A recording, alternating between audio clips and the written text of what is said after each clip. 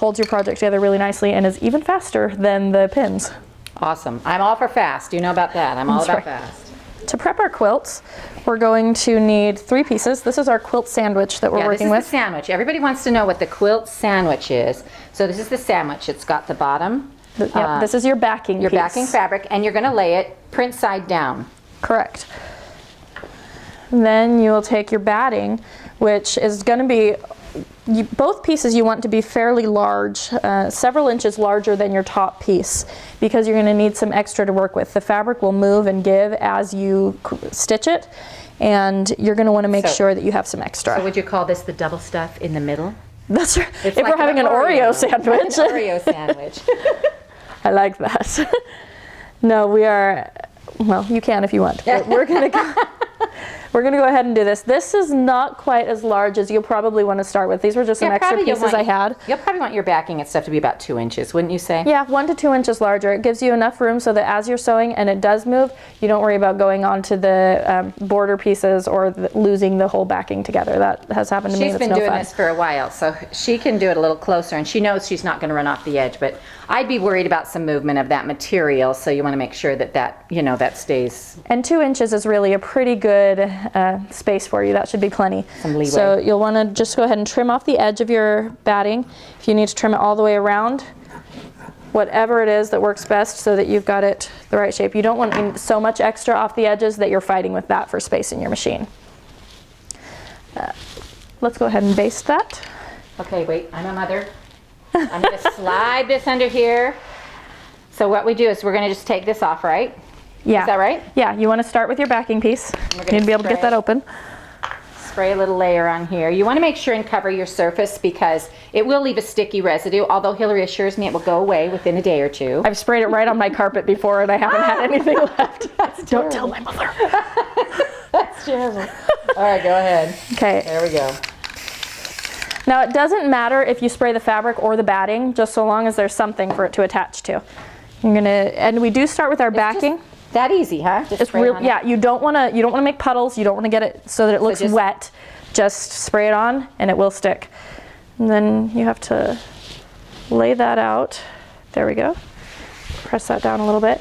See here, I've got the batting is a little bit in from the backing, and that's not going to matter because I have that extra space on the edge. Okay. But you can see it's stuck. Do you want to make sure that it's like flat on the other side? You do. That's a good thing to check because... So we got that all flat. Yeah, even if you press it really good, there could still be wrinkles. Now, before I spray this one to attach it, because even though it is repositionable, it's easier if you check your positioning before you spray it. And just do this. You can kind of see through the batting where your backing lays, and that way you can just adjust as needed. And it gives you an idea where it's going to go. We're still going to take it off to spray it, but at least I know generally the placement. Maybe we can like roll it back like this. That definitely works. Let's go ahead and spray that. Okay, so we'll put that over there. Okay. And then we can like roll this section up right here. Yep. Can you feel where it's starting to be sticky? I could feel where it was starting to be sticky. Okay, there we go. And that's all it is. We just basted our little quilt. That is awesome. That is quick and awesome. Okay, that's way faster than pinning. Have I sold you? You've sold me.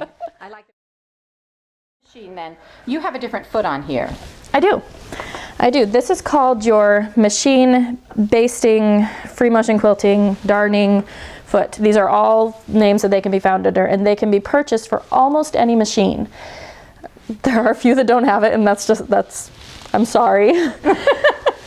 But this is about what they look like. They're going to have either a plastic or metal base with some circular type toe is what they call it. This whole thing is the foot. This is the toe. It will have, some of them have an open toe, and those are actually really nice because you can see very clearly what you're doing. I do like the clear foot because it also gives you a better view of where the stitches have been and where you're going with your stitching. So then you just put that on your machine. Mm-hmm. To do that, you've taken off the entire foot of the other one. Generally, it's screwed on with a little spot here, and you hook it and screw it in there. And then it's ready to go ahead and do your stitching. You also... Now, what about your tension? Oh, tension. It kind of pulls apart. There's the Perfect. backing, batting, top So piece. what stitch are you going to do? We are going to learn the stipple. The stipple I love is the stipple. It's our easy, versatile pattern. It's a great one to start with. It gives it a real antique-y look when you're done. It kind of helps the fabric bunch up a little bit. Really simple. So we're going to go with that one to begin with. Okay, so you've got your, also, again, I'm starting at the corner.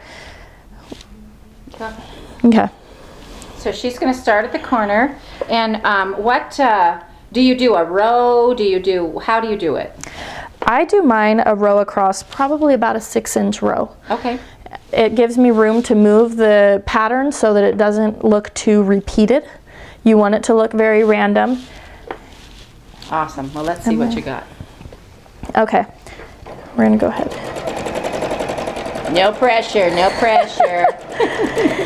All right, as I start the stitching, something else that's convenient, if you have a needle down position, that's really helpful to keep your spot in your... Yeah, because if you have to stop, you don't want to have to find that needle spot again. Yeah, otherwise you end up with moved stitching. It's not as pretty. No. After I've done just a couple of rounds on my stitching, I am going to look underneath the bottom of it to check my tension. The tension looks pretty good.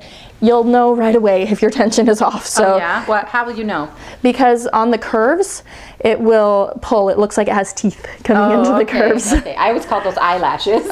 Eyelashes work too. Teeth. Well, I have a little boy at home. I've got dragon teeth going most of the time. Dragon teeth everywhere. All right. So we're going to keep curving. Something I watch for in my stipple is to make sure that I stay a little ways away from my other stitches. You don't want to cross over any of the previous lines that you've sewn. You just kind of watch. It doesn't have any specific pattern that you do.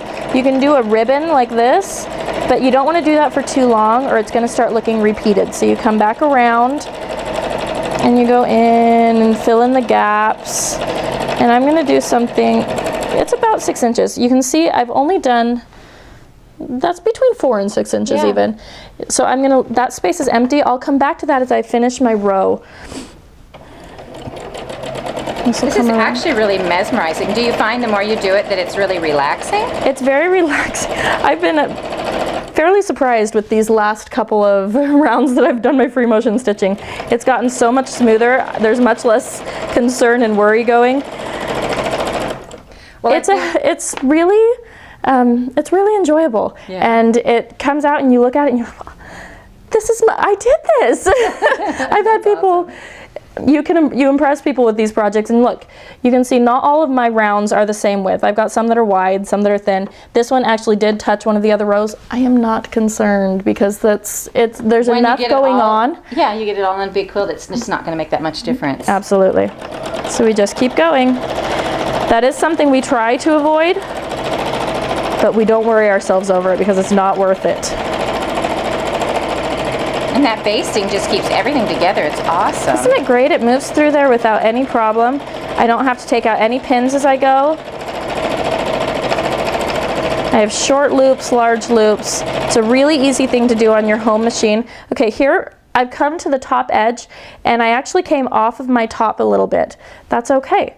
You just keep going. You want to watch to make sure that you're not pulling any puckers through with your fabric, but really, it doesn't matter if you go off, you just keep going, and I'm done. Wow. There we go, lift your needle up.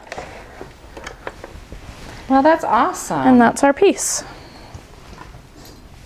That is great. So how long would you say you would have to practice before you get like really comfortable with enough to do your piece?